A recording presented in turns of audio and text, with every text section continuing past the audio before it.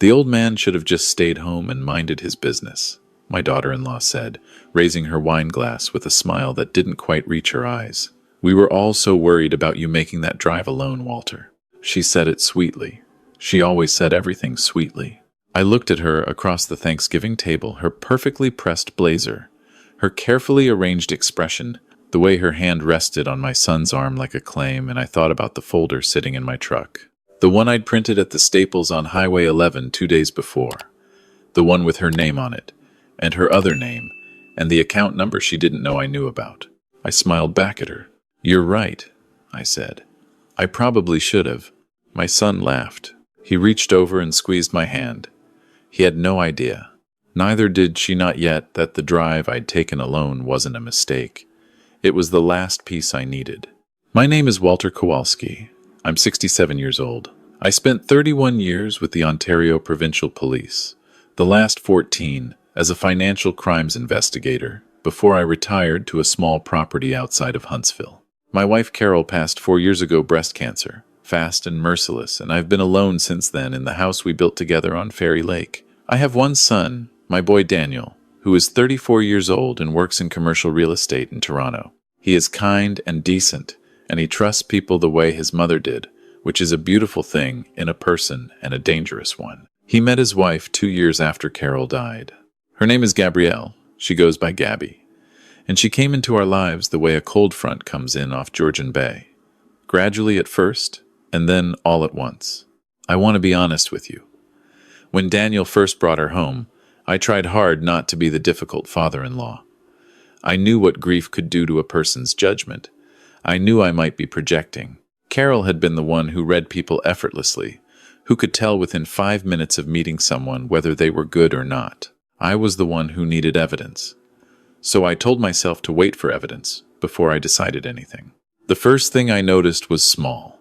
At dinner one evening, about 6 months into their relationship, I mentioned offhand that Carol and I had always kept the lake property in a family trust. Standard estate planning. Gabby asked a few questions, casual, friendly questions about how trusts worked, what happened to the assets if the beneficiaries changed circumstances, whether I'd updated anything since Carol passed. She laughed after each question and said something like, "I'm just curious. I know nothing about this stuff." I gave her easy answers and watched her eyes while I did. The second thing happened at Christmas that year. The first one they spent together in my house up in Huntsville. Gabby excused herself to use the washroom and was gone for nearly 15 minutes. The washroom is on the main floor.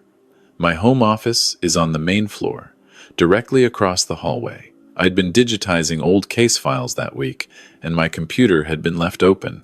I didn't say anything. But I changed my passwords that evening after they left, and I started paying attention differently.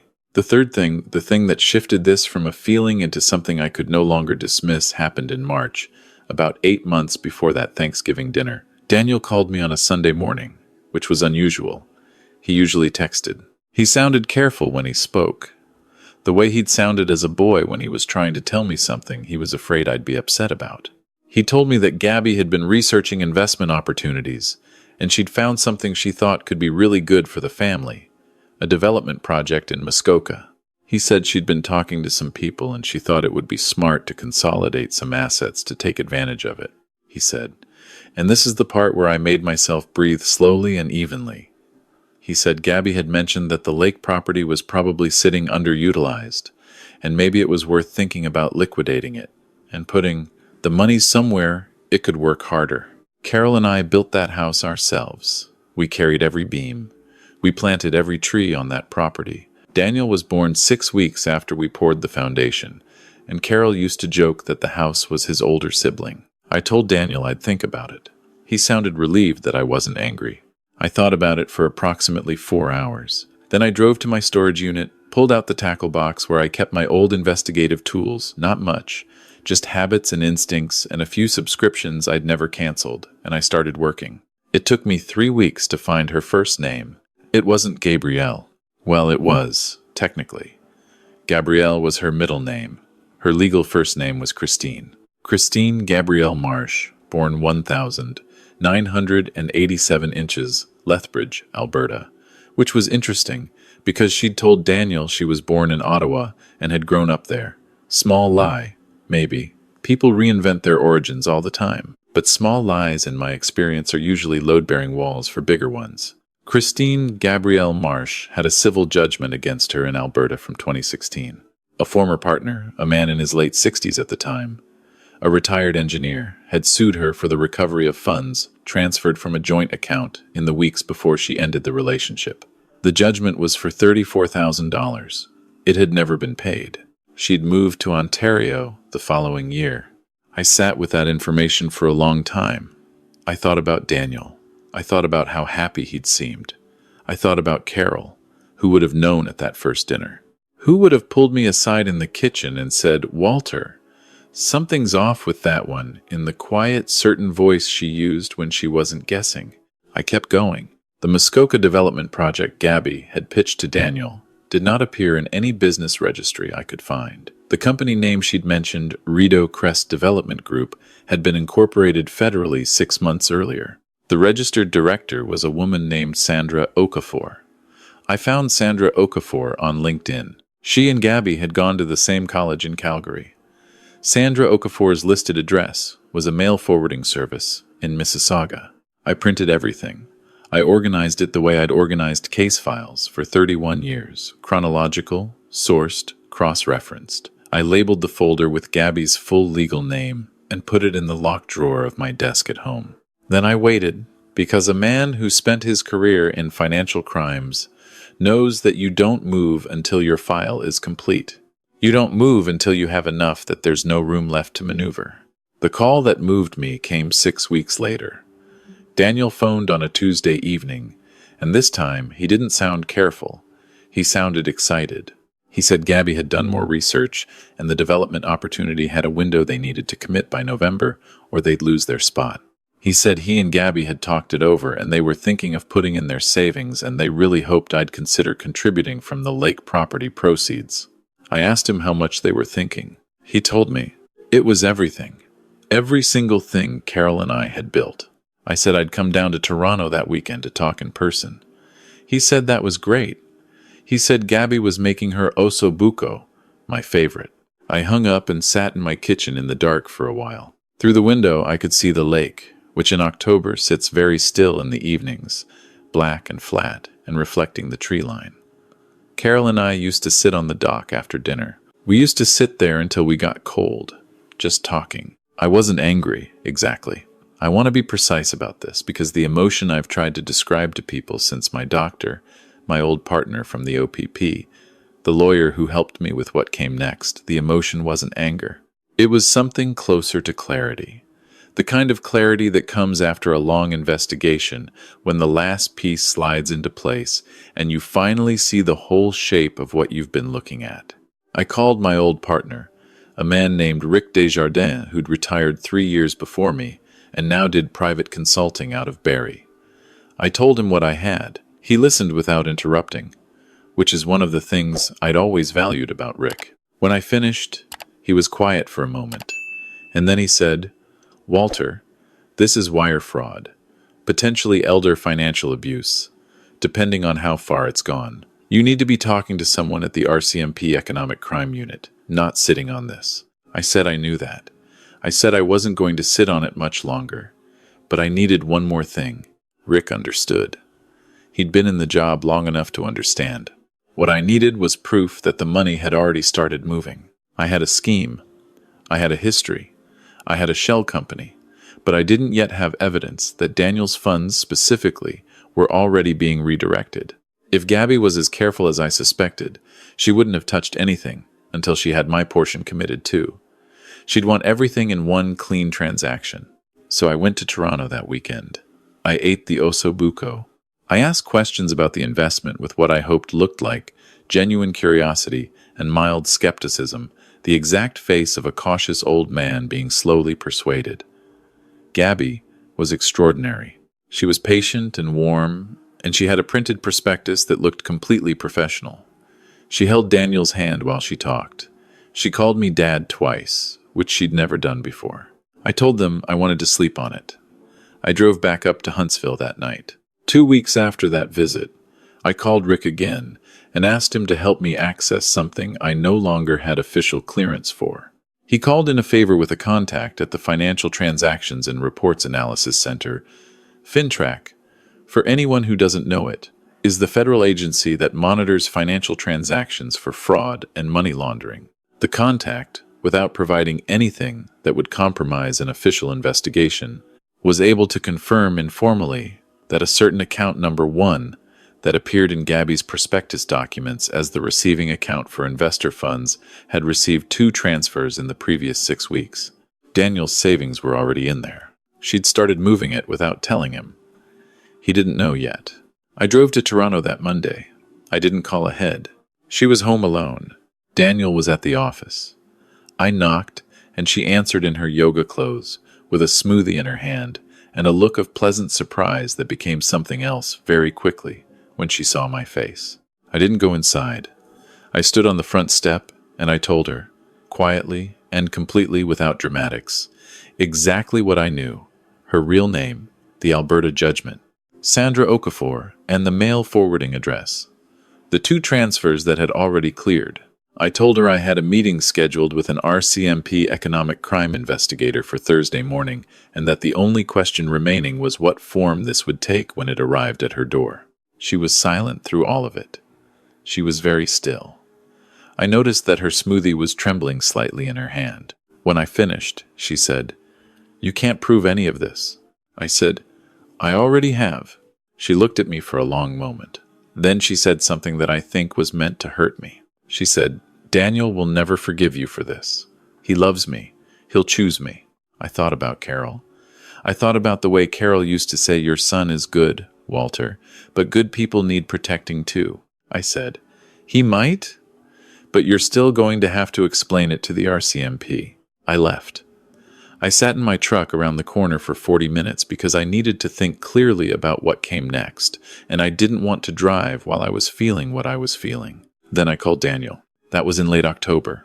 Thanksgiving was 3 weeks later. Daniel didn't take it well at first. This is the part of the story I want to tell honestly because I've seen versions of these situations.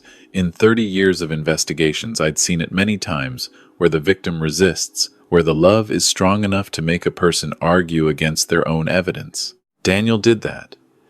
He called me that same Monday evening, after Gabby had presumably called him at work. He was upset in a way I hadn't heard since he was a teenager.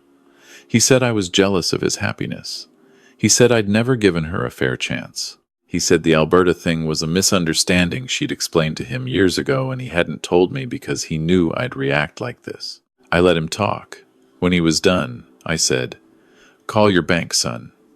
Check the account where you were holding your investment funds. Then call me back." He called back 47 minutes later. He didn't say much. He asked me to come to Toronto. I drove down that night. I stayed in their guest room. Gabby had left by then, taken a bag to a friend's place, which told me she'd been prepared for this possibility, and Daniel and I sat at his kitchen table until 2 in the morning. I showed him the file, all of it, page by page. I answered every question he had, even the hard ones, even the one where he asked if I'd known for months and hadn't told him, which I had to say yes to, which was the hardest conversation I've ever had with my son. He asked me why I'd waited. I told him the truth. I told him I'd needed enough that she couldn't explain it away. I told him that if I'd come to him with a feeling, with a civil judgment and a hunch, she would have turned it. I told him I needed it to be complete, the way a case needs to be complete before you take it to the Crown. He was quiet for a long time. Then he said, "You should have told me sooner." I said, "You're right. I should have." That's the part I'll carry. There's no version of this where I'm entirely without fault. By the time Thanksgiving arrived, RCMP Economic Crime had opened a formal file. Gabby's lawyer had been in contact with the Crown. Daniel had recovered most of his funds. The transfers had been flagged through FinTrack and partially frozen within days of my Thursday meeting, though the legal process to recover everything was ongoing. Sandra Okafor had been interviewed. The Rideau Crest Development Group had been dissolved.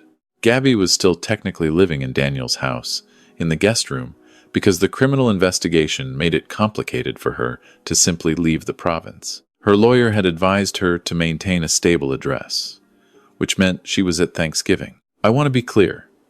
Daniel invited her. He and I had talked about it. He felt it was important for reasons I'll explain that she be there. The dinner was at my house in Huntsville. Daniel drove up the morning of, with Gabby, and my sister, Irene, and her husband came from Sudbury. And a couple of Daniel's old friends from university were there, too, good people who knew nothing about any of it. I'd made turkey and Daniel had brought pies from a bakery in Toronto, and Irene brought her pierogies, which she's been making the same way since 1987 and which are the best thing I've ever eaten. It was a good dinner. It was strange and it was good. Gabby sat at the end of the table and spoke when spoken to and ate very little and smiled the careful smile she'd been wearing since October. I watched her when she wasn't looking. I thought about the woman in Alberta, the retired engineer who'd lost $34,000 and had been dismissed as a litigious ex when he tried to warn people. I thought about who else might be in that file that I hadn't found yet. Toward the end of the meal, when the plates were mostly cleared, and Irene was telling a story about something that had happened at her school board job. She's a vice principal in Sudbury. Gabby set down her wine glass and looked across the table. At me, she said, "Walter, I want to say something." The table got a little quieter. She said, "I think you're a very thorough man. I've thought about this a lot, and I want you to know that I actually respect how thorough you are." She paused. She had the composure of someone who'd decided that dignity was the only play remaining. You could have stopped at the first thing you found and gone straight to Daniel. Most people would have. But you waited until you had everything. I looked at her. I said, "That's how investigations work." She said, "Most fathers aren't investigators." I said, "No. Lucky for Daniel that his is." Nobody laughed. Daniel was looking at his plate. Irene's husband was suddenly very interested in the pierogies. Gabby nodded slowly. Then she said, almost to herself, "I underestimated you. I didn't say anything to that." There wasn't anything to say that would have been worth saying. Later, after dinner, when the guests had gone and Daniel was doing dishes and Gabby had gone upstairs, I sat on my dock in the October cold with a cup of coffee and looked at the lake. The water was black, and the trees were mostly bare by then, and the stars were very clear, the way they get in Muskoka when the tourist season is over and the lights go dark. I thought about Carol. I thought about how she would have handled that table. She would have found something kind to say she could always find something kind, even when kindness was difficult, and she would have squeezed Daniel's hand in exactly the right moment. And later in the kitchen, she would have quietly told me what she actually thought, and it would have been more precise and more merciful than anything I was capable of. Daniel came out and sat in the other chair after a while. He brought a blanket because he knew I'd have forgotten to bring one, which is a thing he's been doing since he was about 12. We sat without talking for a long time. He said, "I called the bank again today. They think the full recovery is possible." I said, "I know. Rick told me." He said, "Rick is a good guy." I said, "Best partner I ever had." Another long quiet. An owl, somewhere across the water. The smell of wood smoke from a neighbor's place down the shore. He said, "She told me, back in the spring, that she thought you'd never really accepted her. She said you were looking for reasons not to like her." I said, "I was looking at evidence." He said, "I know that now." I said, "I know you do." He pulled the blanket around him. He looked like he did at 8 years old, sitting on this same dock, when the fish weren't biting, and he didn't want to admit he was tired. He said, "Dad, did you know right away? Like the first time you met her?" I thought about that. I thought about being honest versus being kind, and about how Carol was the one who'd known how to do both at the same time. I said, "I had a feeling. I didn't have anything I could take to you." He said, "That's not what I asked." I looked at him. He was looking at the water. I said, "Yes, pretty much right away." He nodded. He didn't say anything else for a while. Then he said, "Mom would have told you to tell me." I said, "I know that." He said, "Why didn't you?" I said, "Because I learned a long time ago that feelings aren't evidence, and because I was afraid that if I brought you a feeling, you'd walk away from me instead of from her. And I wasn't sure I was wrong to be afraid of that." He was quiet. He leaned over and put his head on my shoulder, the way he hadn't done since Carol's funeral, Since that specific night, when everyone else had gone home, and he'd come and found me sitting in the kitchen, and I'd thought I was supposed to be strong for him, and then he'd just put his head down on my shoulder, and we'd sat like that until morning. He said, "You weren't wrong." I put my arm around him. The lake was still. The stars were out. The cold was the clean kind. The kind you can breathe all the way down. It has been 7 months since Thanksgiving. The criminal case is proceeding through the Ontario court system. Gabby's lawyer has entered a guilty plea to 1 count of fraud over $5,000 in exchange for a reduced charge on the 2nd count, which is still being negotiated. The Alberta victim, the retired engineer whose name is Thomas, who is 71 now and lives in Calgary, has been contacted by the Crown and may be called as a witness to establish pattern of behavior. His civil judgment will likely be addressed as part of sentencing. Daniel recovered 91% of his funds. The remaining 9% is tied up in a civil action against Sandra Okafor, which Rick's contact tells me has a reasonable chance of success. My son is doing what people do after something like this. Some days he's all right. Some days he calls me and doesn't have much to say but calls anyway, which I take as a good sign. He's been talking to someone, a counselor, which I'm glad about. He came up to Huntsville for a weekend in March, and we went ice fishing on the lake, which we hadn't done since he was in his 20s, and he caught 3 pickerel and was insufferable about it in exactly the way I'd hoped. I still get up before 6 most mornings. I walk the property.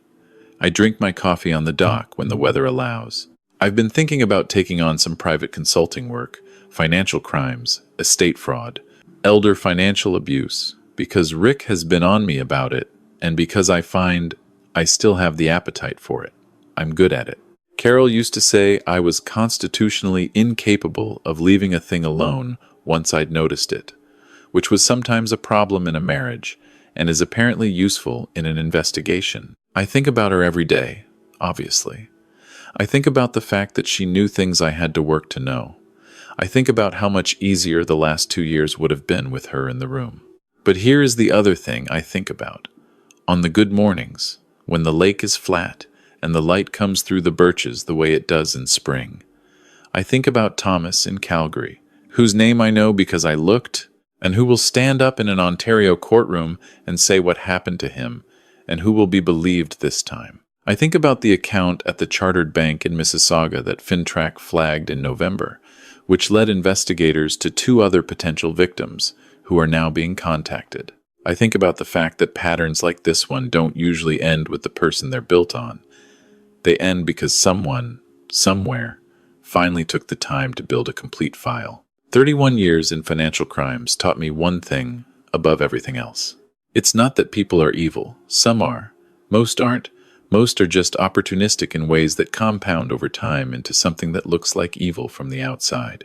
What it taught me is this: the work matters. The slow, careful, sourced, cross-referenced work, not the feeling, not the hunch. The folder with the name on it, and the page numbers in the corner, and the dates lined up in order. That's what I told Daniel when he asked me, later that winter, whether he should trust people the way he used to. I said, trust people. Trust them fully, the way your mother did. Because a life without that trust is a smaller life, and you don't deserve a smaller life. But learn to ask questions. Learn to pay attention to what the answers actually tell you, not just what you want them to tell you. He asked if he could come up to Huntsville more often this summer. I said the dock was always there. He said he knew. I said, come anyway. The lake is open now. The ice went out in early April, earlier than usual. And for a week or 2, the water was a color you only get in Muskoka, in the transition between seasons, not quite winter's gray, not yet summer's green, something in between that Carol used to say looked like the lake was thinking. I sit with my coffee in the mornings and I watch it and I think about all the things that are still unresolved and all the things that are not. I think about Thomas, who is 71 and lives in Calgary and lost $34,000 and will finally, after 9 years, have somewhere to put that story. I think about how sometimes the work of protecting the people you love is invisible to them until it's over. How it happens in truck cabs and storage units and late-night calls to old partners and printed files in locked drawers. How it looks, from the outside, like an old man who didn't say much, and drove up from Huntsville when asked and ate his dinner and answered questions carefully. How it looks like nothing until it's everything. My name is Walter Kowalski. I'm 67 years old. I live on Fairy Lake, outside of Huntsville, Ontario. My son is going to be all right. That's enough.